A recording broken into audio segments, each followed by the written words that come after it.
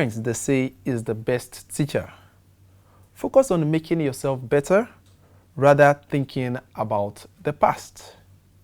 Welcome to Hot Button. On today's program, I am Tayo Adeleke, and today we shall be discussing on a very important topic that is affecting home, relationship, and our society. How to deal with past in every relationship among youth. Joining me on the program today, I have Adeleke and Udoma Ann. Thank you for coming on the program today. Thank you for having us. Today on the program, like I said earlier, we are talking about how we can actually deal with past in a relationship. And that will actually lead us to this question. Can the past experience of your partner affect your relationship? Okay, past experience of my partner. Affect, I think it will boil down to what you mean by affect. It could. It depends on what kind of past, and it depends on probably the repercussions of such experiences in the past. But I feel if it's something that we should talk about, it's not even we actually should have conversations. For me, before I say I want to marry somebody and become a partner, I feel we should have built so much trust in each other and be a safe space where we can actually talk about these things, and you don't have to wait for us to be married or something else, or wait for people to even say, because we hear cases of those that heard. I'm not all for hearsay. I'd rather we talk about it and we see what can be done. If it's something that was a habit and you stopped, that's fine.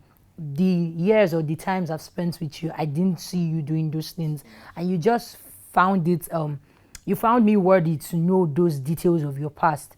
I mean, it's fine. God changes our story. Nobody has had a perfect template. Everybody has something to do with.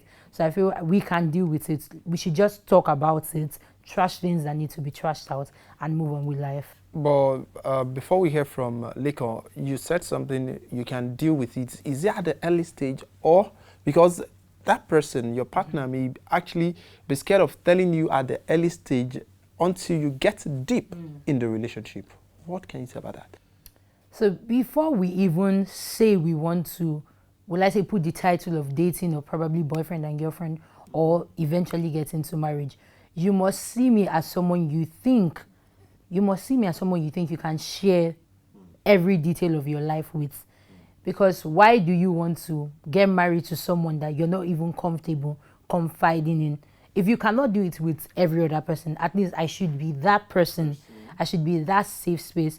So we should be able to talk things out, and it has to be early. When you're aware, there's no time in the relationship or maybe future and all of that. You already know what is happening, and it could be things that have maybe health repercussions in the future. Because you know early, you can plan enough, or you can plan well, so that contingencies in the future will not happen and you're caught unawares. So we should talk about it. We should trash it out early, at the early stage. And to Leko, what's your view on that? All right.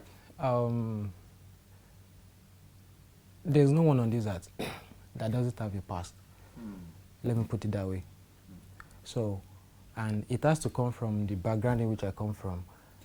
So there are so many things that can push me to do what maybe I've done in the past. Like she said earlier now, before I go into a relationship with someone, I have to know more about the person. Who are you? What are those things that you've done in the past? Like the current relationship in which I am now, I asked the lady, what are those things that you know that you have done in the past that can affect the relationship? She mentioned those things to me, and there are things I can go on with. So let's say she didn't mention that from the onset, and I told her, is there anything that you think if I get to know about it in the relationship, we will just stop the relationship? She opened up and she said it to me, and it's something that's very simple. So I agreed with her that, okay, no problem, since that is what you've gone through. And I think doing that at the early stage will help the relationship. Yeah. Will help the relationship. And to Han, can you actually overlook the past and move on with your partner? Overlook and move on. I think yes, like like Lekon said, he said yes, everybody have their past, and you know, saying his past to you, and can you overlook it and move on? If it's something like he explained, he had that conversation with her, and it was something they could deal with. In that sense, I think that is overlooking it and moving on. If it's not something that would truncate the relationship, if it's not something that will lead to circumstances that we cannot handle, definitely you could just talk about it. Sometimes it could be traumatic experiences, and when they finally open up to you that they've been through stuff, I mean, I can deal with that. Is to just, in that space, you now even have more responsibility to actually ensure that you help this person get through it. Sometimes, let me give examples. There are people that they've been abused in their past, and it affects them in the long run, especially in their marriages. They are not free to allow their partners have intimate relationship with them because of what has happened. But if they have that conversation early enough, that partner would have a more empathetic approach to that other person, because you would know where, okay, this person is coming from a place of things have happened before and they are not so comfortable. And with that, you can work together, make the person know that they are safe with you. It's not about how your past life was. So it's good to trash it out early. And if it's something that you overlook, you overlook. If it's something that you now have to work on together, you do it together. Then if it's something that you think you both cannot handle, for me, I don't really think there's anything that's too far-fetched that God cannot help us with. But I suggest, this is personal for me, but to other people, there are things you might not be able to handle and tolerate. Make sure you state it clearly, so that in the future, you don't start telling the person, you that you did, you that you that. Make it clear. I can't do it, I can't do it, I can do it. Let's move on together. So I think that's what it is for me. So I said something earlier. If the beginning of the relationship has been set on a good base, I think I'm good to go. Because from the beginning, I will have known, okay, this is your past. Because if I cannot cope with it, I will not go into it. So for example now, a lady that has done series of abortion now, and she is having complications, so I will not go into relationship with that person, despite the kind of love. You know, there are some people there, they will say, I'm scared of my partner, I love this person, I don't want to lose this relationship, I cherish this person, and I can't tell him deep in my past because of the love I have for you, and I don't want to lose it. And, you know, get knowing later from people. What can you say about that? Like the example he cited now, he just said if there's a person that has done series of abortion and it probably has affected her ability to birth children in the long run, he already has stated that he would not want to be in that kind of situation. That's why having the conversation early is good enough. If he eventually has a relationship with someone that hides that kind of thing from him, in the long run, it's going to affect both of them, because he's not all for that. So it's good to know on time, these are my principles, these are the things I can take, these are the things I cannot handle. If you say because I love the person and blah, blah, blah, there will come a time where he wants children and nothing is happening. And you start help. Thank you. You start going to the hospital, and then he finds out that you already know that you could not do this thing. So it could be a problem there and there. Some people divorce for reasons like this. You still lose that love that you claim to want to uphold. So I feel like it's better to discuss it. You want to say something on that, Leo? Yeah, I think it is safe for that person that is having that complication, I mean maybe the lady now, to tell it to maybe the person in which he or she wants to have a relationship with at the last stage, so that if peradventure in the future, for example, let's say I'm aware earlier now, I will know that, okay, this is a problem, and I will know how to deal with her. But if she didn't tell me earlier now... But for the sake of love, that I love you, I don't want to lose you, she's not saying it. But if she's saying for the sake of love, for the sake of love at the beginning, it will lead to something else at the middle of the relationship. Yes. I would say some past experiences, they will tell you that I love you and that's why I don't want to lose you. That's why I'm keeping all these secrets from you. But now, hearing it from outsider now, how will you react? That's a problem. First, I feel for me, it depends on what it is. I think first I would be I don't want to say pissed, but I would feel bad that you did not think of even letting me know. I get that you can be scared. I get that some people have very frightening pasts, even for themselves. Like, it's a lot for them to deal with. But I believe that when we've decided that we two want to become one, we should be able to be that open with each other. So I can help you when you're going through stuff. I mean, when you don't tell people things like this and the trauma just keeps haunting you and all of that, you can be having problems now. And I would think you're having it with me, not knowing you're probably just fighting things in your head and in your life. And it can also even lead to problems in your relationship where you're not communicating, and every time you have mood swings, you're feeling one thing or the other. But in a situation where you're open to this person, you've said what is wrong with you. If the person wants to handle it, it's better to say it early so you know what you're going into. And when I say early, I don't just mean you meet somebody the first day and you're already talking. You should know who you're talking to.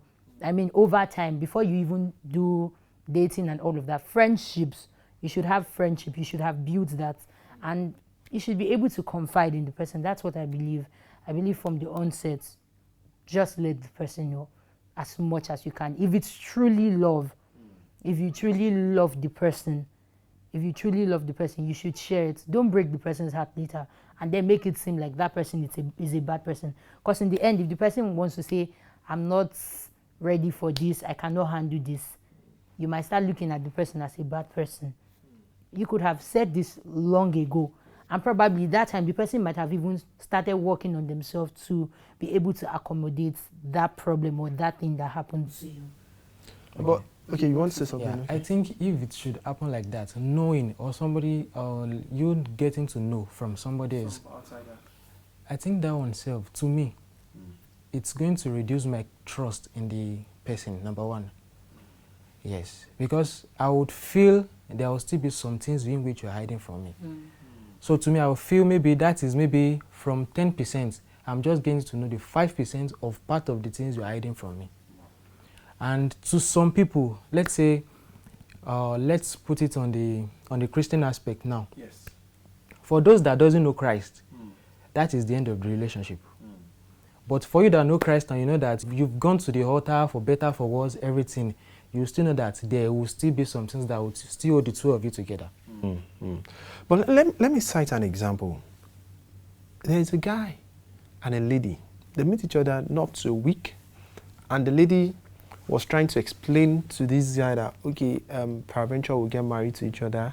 I can't actually give birth on my own. I will need to, to use IVF to give birth. And, the following week, the guy was like, no, I'm not interested in this relationship again. And the lady is feeling pity because of saying the past to this. Yeah, didn't you think that lady, when going back to another relationship, will keep the secret? The secret. Yeah, I've heard of experiences like that. But even that 1 week, I'm sorry, it sounds too sudden. It sounds very sudden. No, you said It depends on the type of conversation. Okay. Another thing could be the type of conversation you're having with the person. Person can want to know early things about your life, then you say it. If the person is not ready to handle it, my dear, you will feel sad. But don't beat yourself up about it. It has happened. There's nothing you can do to change the past. It has happened. You can only move on with life. And I believe that God, that is merciful to all of us, if it's something that you did wrong that has caused consequences for you, you've repented from your past, God is still faithful, God is still just. He would bring the right person for you. And he's still a miracle worker. In the case of somebody that cannot even give birth, there's nothing God cannot do. Yes. There is really nothing. So I believe that still tell the person. Anybody that wants to go, it's better they leave now than they leave later. It's better it happens before you put both legs and say we're done, we're dying together for better, for worse. It's better now that there's no string, there is no commitment like that. You say it. It's better it happens there and there. So you know that, oh, thank you, Jesus, for saving me from a serious trauma. It's 1 week. You will be pained, but you will calm down later. What can you say about that? It will be pain because this lady actually blamed herself for saying such thing to that guy because, it's like exposing your past and, later, getting a breakup from seeing that past as well? All right. I think before you expose your past, you have to be sure of the kind of person you're exposing it to. For example, now, if I'm dating her now, and I want to reveal my past to her, I have to be sure. Our mentality, reason, yes, when it comes to reasoning aspect, our reasoning habit. So I have to know that. So if I know that, I will know that, okay, if I should tell this person this thing, how can the person cope with this thing? And Hope is not the kind of person that will go and tell A, will go and tell B, this is what is going on with this person. This is a small world. You don't know where we'll meet. So I have to be careful of the kind of person I open up to. So if the relationship gets to some certain stage, I'm not saying when you're deep in it, when it gets to some certain stage, you can open up to the person. Please, if you know you would like to go further with me, I don't mind sharing this with you, and I would just like to see your view about it. Yes, you guys just have to talk together. Yes. You know, talking about seeing it early, that's why I actually bring up that issue. And the lady now, well, they broke up with each other and both are part ways. Moving on, do you think family background can affect your relationship? Family background can affect relationship, but it depends. How? So it's a two-sided answer. So it can and it cannot. How? All right. So for example now, some parents would want their children, if you come from a rich home now, and I come from a poor home. So some parents will want, okay, a child from a rich home to marry from the one from a rich home. So, and since from my home, where I come from, we are not that financially buoyant, I will not want to do something that will make people to look down on me. Personally, I have said it before, and I do say it every time. It will be hard for me to go to a place in which they have that big money for me to go and marry. Yes, because this is Nigeria, we're all Africans. They will still talk back at you if you're not careful. So, kind of background at times, you know, at times, if you also look at this one too, that's that about that. Okay. Another thing is health challenge stuff. If they have one kind of ailment, maybe in their family or something like that, and it's something that might be contagious, or it will be from one generation to another generation, it is better that we do what? Let us stay apart. But didn't you think with God all things are possible? And you know? Yes, with God all things are possible, but there are times we are not supposed to put God into temptation. Let me put it that way. Yes, because something it's a generational stuff. So that means it will pass from this generation to the other generation. Let's say it has been in their generation for some times and they find something to do with it and it has stopped. That one is different. But if it is something that still continues, my dear brother, I think we have to do some little research and go back to Jesus. Okay. Oh my goodness. Like he said, I think I want to first start from the wealthy aspect. Okay. Sometimes why family background could matter, because like he said, someone from a rich family, probably the girl from a wealthy home and the guy from a not entirely wealthy home, but they were good enough to go. Sometimes the orientations, or most times the orientations they will have will be different. From her family, the way their view on certain things would entirely be different from his own. So that one could be a problem if both of them cannot reason it out and realize that, oh, it's not by you having more money or your father having this or that. So they should just learn to build respect for each other. And if they want, I don't think there should be a problem, even though I have problems that exist from this. I don't think it should be a problem. It's just about everybody doing the right thing, giving respect to every other person, regardless of class or social status. Everyone deserves their respect. Then health-wise, I think that's a very heavy one. Know early. And why I say know early, so it will determine if you want to continue or if you do not want to. And if you want to continue, it makes you prepared for whatever might happen.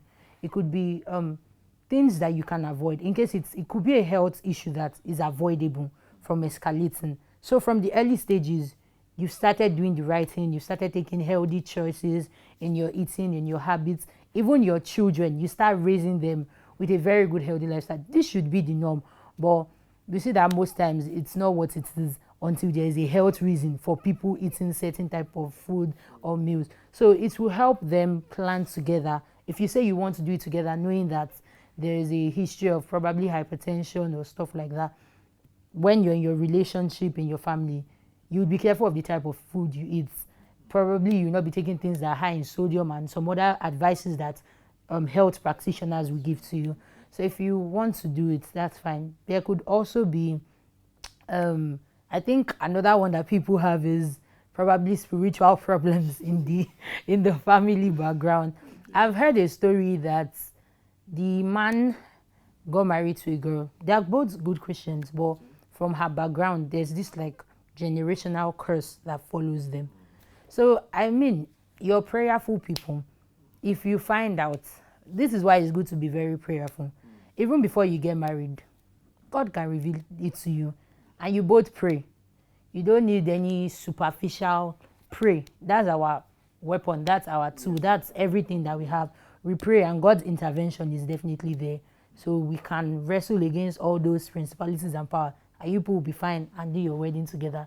So I just feel like letting each other know early, deciding to do life together. If you're firm that we are doing this life together, you pray it out, we talk it out, we'll make healthy decisions, we'll make wise decisions, and we'll plan ahead for our future together. So it could affect, for some people, they might decide to step out, and it's entirely up to them. For some, they might decide to do it together and make healthy decisions for each other. I know there are some families in which they have this kind of tradition that they have what they worship. Like, okay, this is a family, this is what they do in their family, and at the end of the year, you come home to do this. That's like a yearly ritual. Yes. So if I'm having somebody from that family, it will be somehow. And you're a Christian. I'm a Christian because I would not want to partake in what they are doing. So that can also affect. Okay, and moving on now, we've talked about family background. What if maybe the person is addicted to something and, you know, telling you that I'm no more into it, and in the course of the relationship, you know that this person is still doing it, but not as before. Maybe because of the love he's having for you and so many other things. How would one be helpful to that person? Okay, so it's a case of they're struggling with that addiction, and you're married. Maybe you're still in courtship with each other. Well, let's say drug addiction. Maybe the person is taking cocaine. We was doing it heavily back then, and now it's just maybe once in a while. This thing is not healthy in any way. It's not good. In your courtship process, as much as you can, still try to be there for the person, because you can clearly see that the person is making efforts to change. So the person has even gotten better. Maybe they were doing it every day before, and now it's just a once in a week thing, because the habits, like they say, old habits die hard, and it's not entirely gone. If you want to work together with this person, that you can do it together, suggest for authorities, probably therapy and all of that, and prayerfully do it together. So if it's something that you can walk through with the help of God, consult God, pray to God. This is where I found myself in. This is the problem this person has. What can I do to be of help to this person? Because you can clearly see this person is making efforts to change. It's different if the person is nonchalant about it and telling you, this is one of my flaws. I watched one program. It was, it's a particular TV show. They usually do it to show or depict some things in our society. Okay. And the man was just saying, this is my past. I mean, this is my flaw. This is one of my weaknesses. You know my weaknesses. And he keeps doing it, and he's saying, you know my weaknesses. You know that one is absolute rubbish. Please, a big no. But for someone that is putting so much effort to change, then I think I can work with that person and seek for other people assistance. Just let the person feel safe and let the person know that they need more help. They can't do it on their own. You want to say something? All right. We all know that someone who is sick, we always want to see the doctor. Yes, we want to seek for help. Yeah, we always want to seek for help. And if I want to help you now, and I don't say you putting it into action that you need help, you not showing it that you need help, I might fold my hands and say, okay, I'm not seeing you too. For somebody suffering from maybe addiction, like she mentioned, maybe addicted to maybe drinks or something like that, does the person realize that what he or she is doing is wrong? So that is when you know, okay, where to start from. So if the person is not seeing it as a wrong thing, it is better you could leave the person. Yes. Because he said something like, I've been doing it before, What if I'll tell you I will change, I will change, I will change? It is only God that changes, not you. So it is when you see the changes, when you see the action in the person, yes, this person is ready to change. That is when I will advise, or that is when I can go into a relationship with such person. But if the person is not trying to change at all, I'll withdraw. But I will say this, in case of something like that, there are some books people can read pertaining to different kind of addictions in which will help. You can also invite or inform like a spiritual person, maybe your pastor, or you see a counselor. So with that, if that person is working on that and you can see that, yes, this person is actually improving, yes, that one is still good. But if that person is not improving and you can see that the person does not even take to correction, it's better you actually part ways. It's better you actually part ways. But well, as human, everyone has their own past. It is called past. That's why it's gone. Focus on the present, and that will make you move to the future. Thank you for joining us on today's edition of Hot Button. And thanks to Lekon and for coming on the program today. And I hope youth out there have really picked one or two things talking about your past. When you want to talk about your past, say it to your partner that will understand, rather than an outsider coming in to say it to your partner. That can actually cause issue between you and your partner. Till we'll come your way on the next edition of Hot Button, I am Tayo Adeleke. Remain blessed.